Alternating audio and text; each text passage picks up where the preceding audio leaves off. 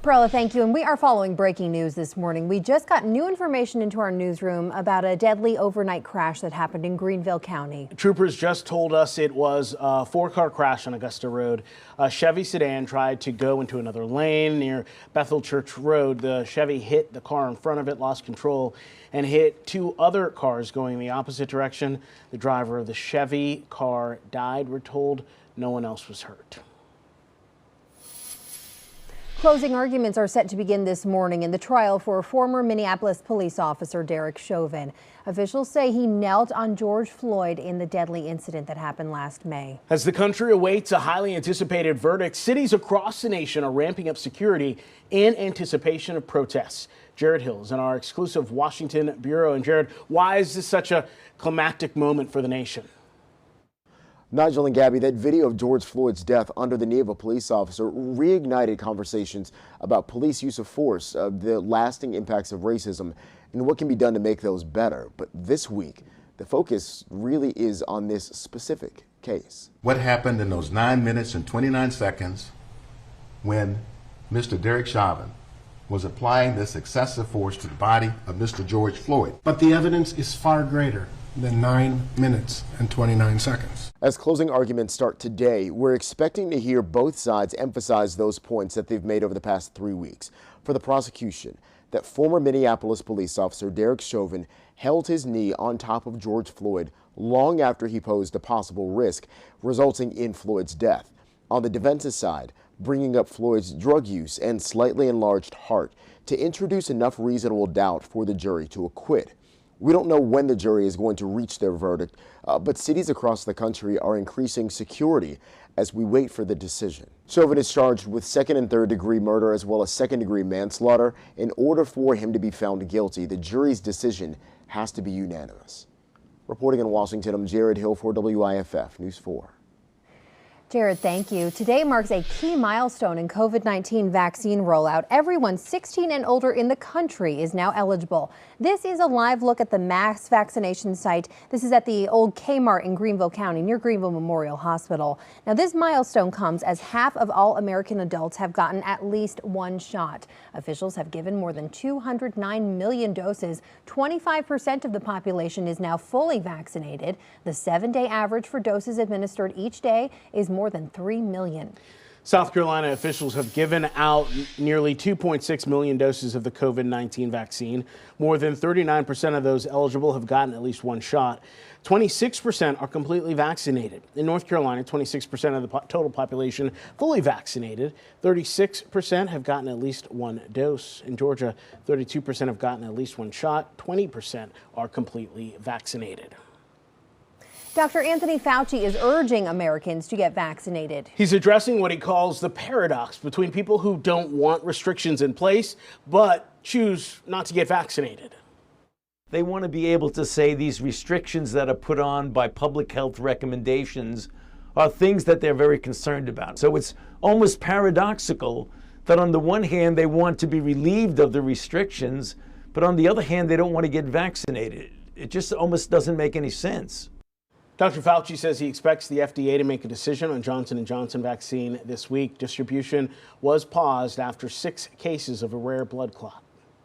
WIFF News 4 making it easier for you to get your COVID-19 vaccine. Right now, you can pull out your phone and point the camera to the QR code right there on your screen. It'll direct you to a vaccine guide at WIFF4.com and on our mobile app. There you can find out if you're eligible and you can find an appointment that is close to you. Now to the numbers. DHEC has confirmed 577 new cases in South Carolina with a positivity rate of 4.5%. Officials also confirmed 14 virus-related deaths. 6 were in the upstate, including 1 pediatric death in Greenville County. Statewide, more than 8,200 people have died with COVID-19. In North Carolina, deaths are nearing 12,400 people. Georgia is reporting more than 17,200 deaths. New this morning, the oldest living American has died. Hester Ford was born in Lancaster County, South Carolina. She was either 115 or 16 years old, depending on which census report was accurate. But either way, experts say she was the oldest living American. Ford died in her home in Charlotte. She had more than 120 great-great-grandchildren. Wow. Well, right now there is a manhunt for a man accused of shooting and killing 3 people in Austin, Texas yesterday afternoon. Police are looking for 41-year-old Stephen Broderick. They say he is a former Travis County Sheriff's deputy charged with sexually assaulting a child. He resigned after his arrest and posted bail. Police say Broderick knew and targeted the victims, 2 women and a man. Officials say a child was at the scene but was not harmed and is now safe in police custody. Now to a shooting in Ohio where authorities are searching for a vehicle and suspect. They released video and photos. 1 person is dead and 5 others injured. The shooting happened Friday in Columbus during a candlelight vigil for Jaron Hickman, who was killed at the same location 1 year ago.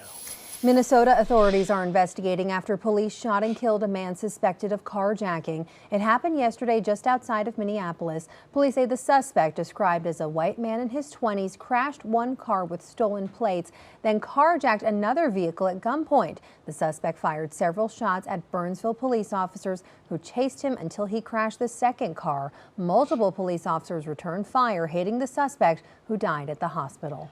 Right now, Vice President Kamala Harris is getting ready to visit North Carolina. Today, she plans to stop in Greensboro and High Point to talk about the American Jobs Plan, economic growth, and job creation. The vice president is expected to arrive at her first stop just before noon. Starting this week, people claiming unemployment benefits in South Carolina are required to start looking for jobs. According to the Department of Employment and Workforce, people will be required to submit 2 work searches per week to remain eligible for benefits. This can be done on the SC Works online services account or My Benefits portal. Breaking news from Mars. We've just learned a historic first attempt to fly on Mars was successful. NASA says the Ingenuity helicopter took off this morning at 6:15 for the first powered flight attempt on another planet. This is just an animation you're seeing here on your screen, not the real thing, but still pretty cool to see. Right now, researchers are interpreting more data, they say, as it comes into them. Wow. New video back here on Earth of a plane that made an emergency landing at a Florida beach. Look at that. A World War II airplane had mechanical issues during a Cocoa Beach air show in Florida this weekend. You could see the plane landed in the water. Event organizers say rescue personnel were immediately on the scene. The good news is the pilot is okay. Well, some of the Georgia Aquarium's Asian small-clawed otters tested positive for COVID-19. Officials say they showed mild symptoms like sneezing, coughing, and a lack of energy. Vets at the aquarium in Atlanta think the otters caught the virus from a staff member who is not showing symptoms. The otters have not had contact with any guests, so officials say they shouldn't pose any risk of spreading coronavirus to visitors. And researchers say animal-to-human transmission is rare. Right now, pet supply shops in Sacramento say sales of chickens have been soaring since the pandemic began. The CDC urges first-time chicken owners to read the agency's health safety guidelines when handling chickens. It says it's been seeing more salmonella cases linked to backyard poultry.